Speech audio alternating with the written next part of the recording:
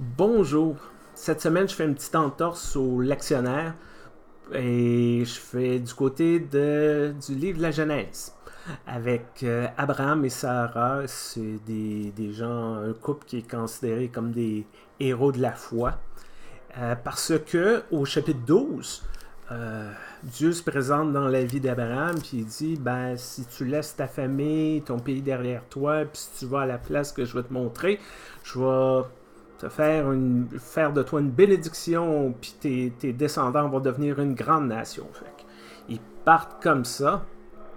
Et au chapitre 18, on les retrouve plusieurs années plus tard, des nomades, des migrants, et pas d'enfants, pas de descendance.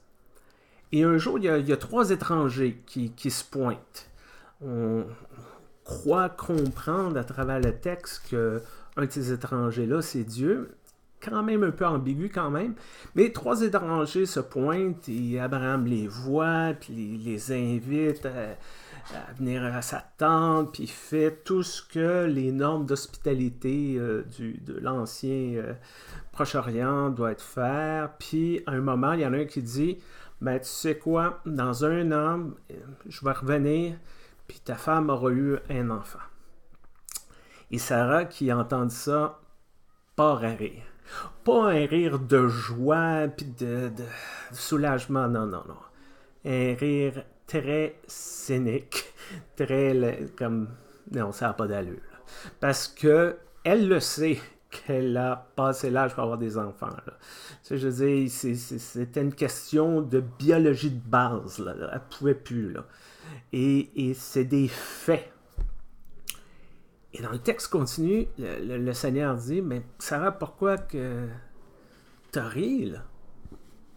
Et Sarah répond quelque chose comme, non, non, non, non, Seigneur, j'ai pas ri quand j'ai entendu cette déclaration peut-être la plus stupide que j'ai jamais entendue. Tu sais, ben oui, oui, oui, oui, je vois un enfant, tu sais, mon mari est trop vieux, là, puis ça, fort probablement, ça veut dire qu'il est plus capable de pré-Viagra, disons.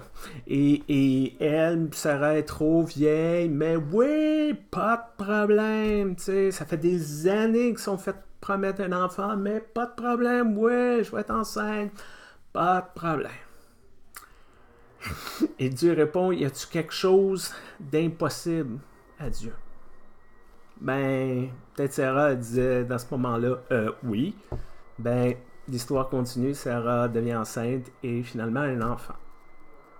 Et rien n'est impossible à Dieu. Et une autre phrase qu'on trouve dans l'Évangile, demandez, vous recevrez, c'est quelque chose qu'on entend souvent dans un milieu d'église. Priez, priez, priez, ayez la foi, puis vous allez voir, ça va fonctionner, ça va se matérialiser. Il faut continuer, il faut persévérer. Et cependant, qu'est-ce qu'on dit à ceux dont les prières ne sont pas exaucées? À ceux qui prient pour la guérison de leur partenaire, leur époux, épouse, et non. À ceux qui ont des multiples dépendances puis qui n'arrêtent pas de rechuter. Qu'est-ce qu'on dit à un couple qui a la foi, qui fait tout ce qu'il faut, puis qui n'est pas capable d'avoir d'enfants par eux-mêmes? Qu'est-ce qu'on leur dit? C'est problématique, cette histoire-là. Peut-être l'invitation qu'on peut avoir, c'est d'être moins obsédé par le résultat. Je peux dire, c'est pas parce qu'il y a eu un enfant que la foi d'Abraham et de Sarah a été grande et devenue plus grande, puis que la relation avec Dieu était meilleure. Peut-être que c'est à travers tous les épreuves, les tribulations, toutes ces années de désappointement, de reconnaître que Dieu les a jamais abandonnés. Entre la promesse initiale et, on pourrait appeler le résultat, Dieu était toujours là. Dieu les a jamais oubliés. Même à travers les obstacles, même lorsque, le texte nous dit, là, Abraham a de la misère à croire, Dieu ne condamne pas, Dieu abandonne pas. Et la transformation a lieu lorsque il y a une certaine ouverture. Et c'est ça souvent.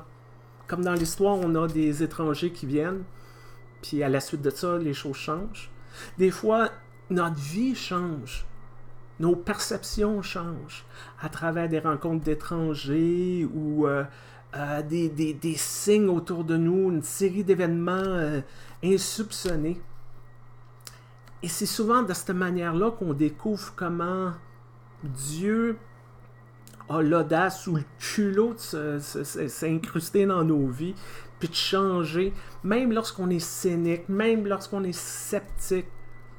Dieu est toujours là.